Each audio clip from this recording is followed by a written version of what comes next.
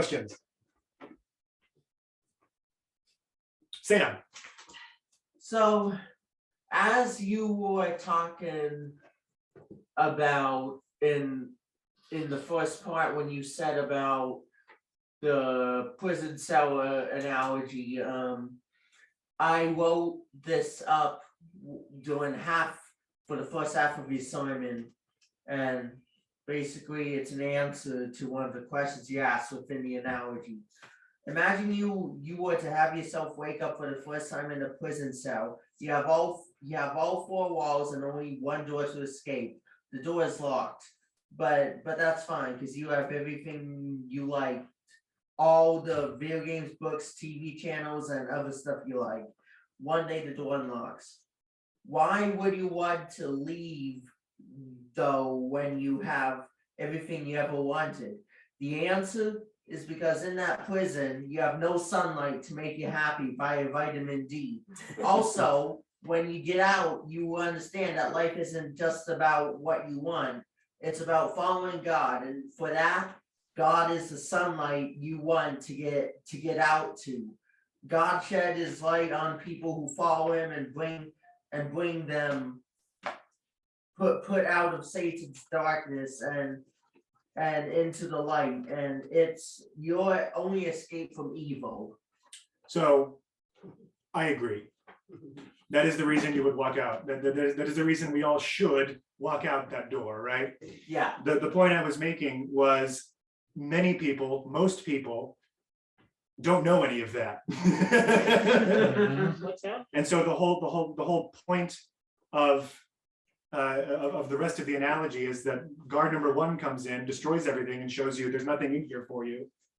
And guard number two comes in and says, "Come with me. I know what's out here." Right? And that's the two sides of Israel in this particular example. All of us, and you take an example. All of us, we can look out at the world, and maybe we did so prior to becoming Christians, and we can see, there's just something so awful about the world around me right now. People are all striving after what they say is supposed to make them happy, but no one seems to be happy, do they? Right? Right. So that's essentially that's part of what Israel's witness is. They're still hardened to God, but the whole point of them being used by God through that is, you can look at Israel and see they strove after righteousness in some way other than God, and that led them to kill an innocent man and call it good. In the same way, all the things that we strive after, that's the same root. If we take that to the logical conclusion, anyone who comes to us and says, you shouldn't be doing that, we just want that person to shut up. We want to get rid of that person through whatever means that we can. And so that's the whole point, is we're in the room. Most people don't know what's out there.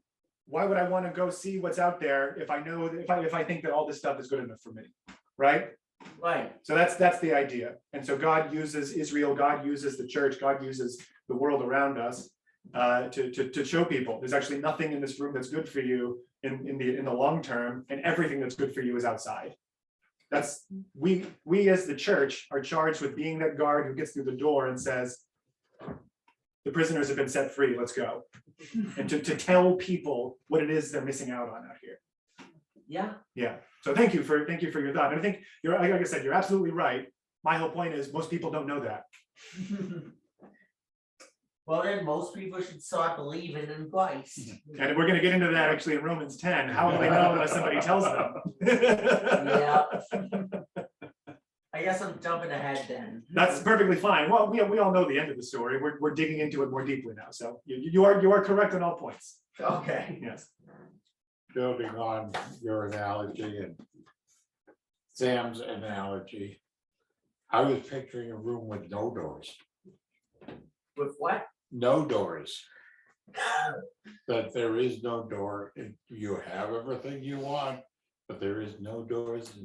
Well, what one of the things I- you want is But pickaxe, what and you break through. Hold on, Sam. But what was going through my mind, the grace of God is when all four walls fall down, you realize there's so much more than what there is in your little room. And the problem is when people decide to put the walls back up. Right, okay. Like I said, I think the illustration works either way Yeah. there. Yeah. There's always this, in either case, there's that choice for that person when faced with the glory of God, which is revealed to them through the gospel. So either you're invited out the door or the walls fall down. You have a choice, in the way I put it, of remaining in the room and trying to repair everything on the walls and not leaving. In Dave's Yeah. example, you have the choice of, okay, well, this is really interesting. Let me put the walls back up here and kind of repair Yeah, it that way. but in mine, it's like you're suddenly exposed Right. that there is More. more Mhm, than what you have. right, And for that, it goes back to someone like your person who comes in mhm, being the instrument that is used yeah, to reveal yes, to reveal the glory. the glory where you just go, and that's it. Right. You are silent, you know, that awe that comes. And maybe that's, again, I say that's the role of the church, That's is at its core, to reveal God's glory. the reveal that it is the role of God in the church. Yes, To do that. yes. We can't do it unless he's here. Right. Agreed. And I, as far as I can tell, he's here. Thank you. 1 second, Sam, we'll see if anyone else has a question, then we'll come back to you. I don't have actually a question, but in your sermon today, I kind of had, when you were saying that the part about them standing there and saying crucify him, crucify, I had never put myself in that point, that We spot. identify with Jesus when we should be identifying Yeah. with the crowd. Yeah, and I it just really struck me, and I was like, whoa, that's a whole different feeling. And even there, it's not, we're yelling crucify, we're the ones driving the nails in. Yeah, that's. Thank you. Mhm. There were some people in the crowd who were not shouting crucified. Well, these are all people who have been specifically called by Jesus to be his apostles or his family. Right, So, right, yeah. and most of them, save for like 4, were fleeing for their lives because they were cowards. I guess I like to identify as the one. But there again, you've got the remnant, Mhm. that low Yep. core there. You know, it doesn't take much, it just. Like, There's Took a, like Sodom and Gomorrah, there were a few saved, and saved were right. there's actually, this might get extensive, I apologize, but I was listening to a, what is it? A Christian expert on, we'll call it human catastrophe. He was thinking about and investigating sort of the history of, genocide and great human ill in the world. And he came to the conclusion, as I think it's sort of the point here again of the gospel and what I was trying to say, that by and large, when you look at something like the Holocaust or the death of 50 to 60 million in the Soviet Union, or the genocide under Pol Pot, or insert genocide here, it actually was not possible because the elite few in power caused it to happen. It was possible because the common man went along with and supported the genocide. It was possible because neighbors looked at one another and said, that person is no good. That person needs to be disposed of. Turn it into the Gestapo, turn it into the KGB, turn him into so-and-so. And he asks this question. So, we all like, and again, that's the whole point of the gospel. It's the whole point of God using Israel in this way as the other side of the coin. We all today, in today's day and age, in this room, with the experiences that we have, like to say, well, if I had been in Nazi Germany, I would have been one of the ones hiding the Jews in my basement, not turning them over to the Gestapo, right? And I think all of us, with our life experience and knowledge today and the love of Christ, I would like to say that most of us would actually, that would be true. However, the guy asked this question: if your life had begun in a completely different part of the world, and you have been raised by different people, and all the circumstances of your life had been different, do you think that you would have gone along with the 99% of people who turned the Jews into the Gestapo? And so you obviously have two answers to that question. If you say yes, being honest with yourself, if you say yes, I probably would have been the case, or I would have been corrupted into doing so, then you right away, you can look at that and say, there is something wrong with humanity.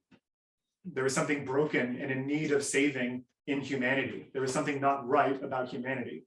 Because take any person, put them in a set of circumstances, and they'll commit what amounts to the greatest acts of genocide that we've seen in the history of the world. There's something at the root, at the core, wrong with humanity. You can't look at that and say people are essentially good.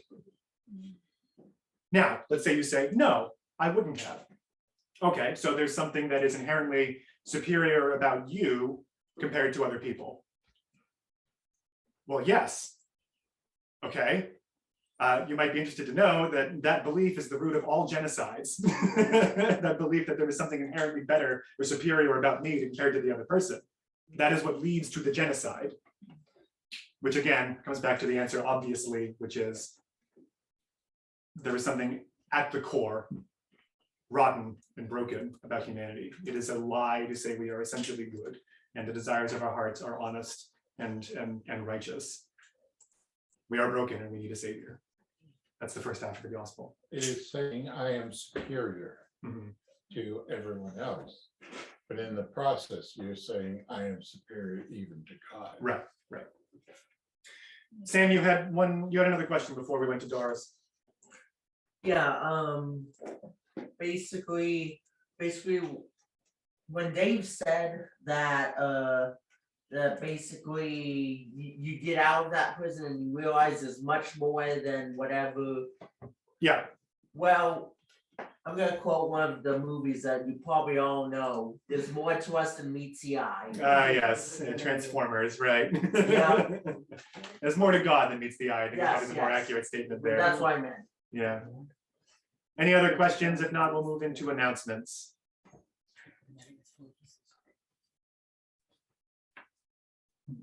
Thank you.